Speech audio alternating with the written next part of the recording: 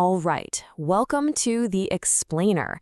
Today, we're going to crack open what is arguably Python's most powerful feature, object-oriented programming. We're going to see how it takes what could be messy, really complex code and transforms it into these clean, reusable building blocks. So, how do you keep massive software projects from just collapsing into chaos? Well, the answer is this really powerful idea that stops huge code bases from becoming a tangled mess. And that idea is objects. It's basically how we take the real world and model it inside our code.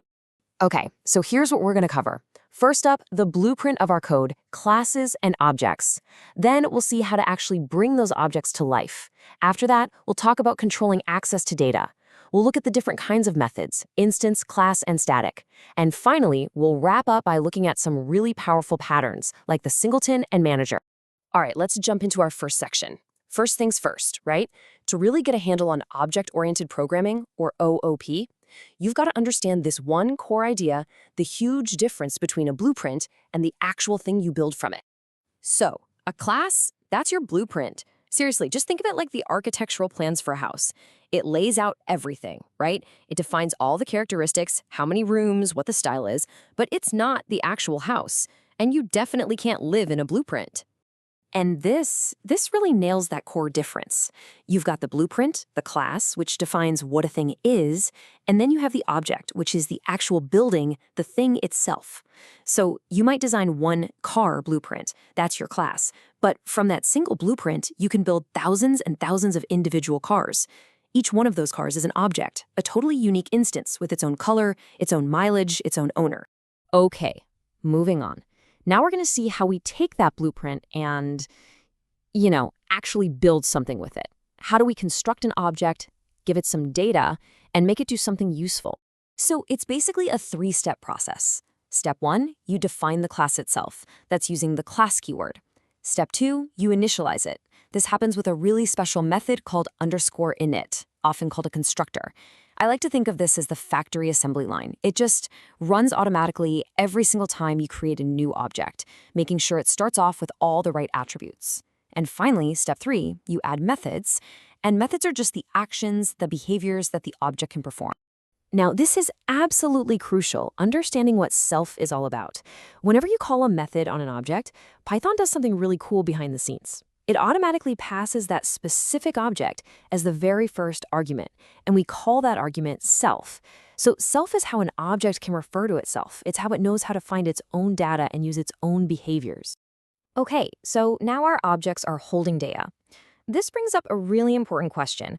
Who gets to see that data? And who gets to change it?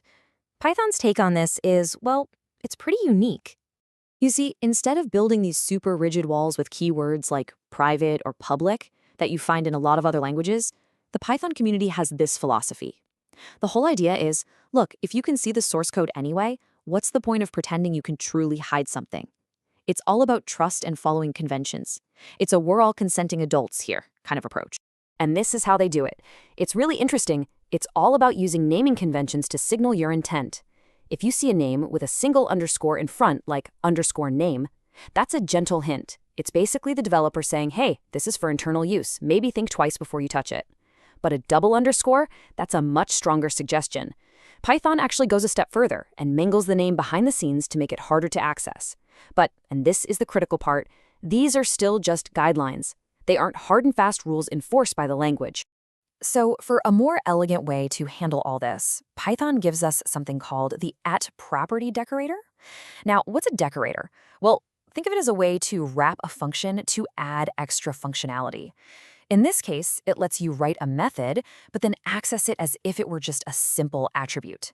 So you get this really clean look of direct access, but you still have all the power and control of a full method running behind the scenes. It's kind of the best of both worlds. All right, let's talk about methods, because not all methods or actions are created equal. Depending on exactly what you need to do, Python gives you 3 very distinct tools for the job. This table lays it all out for us. First, you have your standard instance methods. These are the most common ones, and they use self to operate on the data of one specific object. Then you've got class methods, which you'll see marked with @class method. They get the class itself, CLS, as the first argument, and they work on the class's state, which can affect all objects of that type. And finally, there are static methods. Honestly, these are just regular functions that happen to live inside a class, mostly for organization. They don't get self or CLS, and they don't affect the object or the class at all. Okay, time to put it all together. Let's see how we can take these fundamental building blocks we've been talking about, classes, methods, access control, and assemble them into these really powerful, reusable solutions that we call design patterns. First up, we have the Singleton pattern. And the idea here is actually pretty simple, but it's incredibly powerful. For certain things, you only ever want one instance to exist, ever. Think about a connection to a database, right? Or maybe a central configuration manager for your whole application. You don't want multiple copies of that floating around. The Singleton pattern makes sure that no matter how many times you ask for that object, you always get back the exact same one. And this is where Python's elegance just really shines. In a lot of other languages, you have to write some pretty complex, tricky code to enforce a singleton, but Python often gives us much simpler ways to do it. For example, a Python module is already a natural singleton. How cool is that? The reason is that Python caches every module when it's imported, which means the code inside that file only ever runs once. It's clean, it's readable, and it's just a beautifully Pythonic solution to the problem. And that brings us to our final concept, the manager object.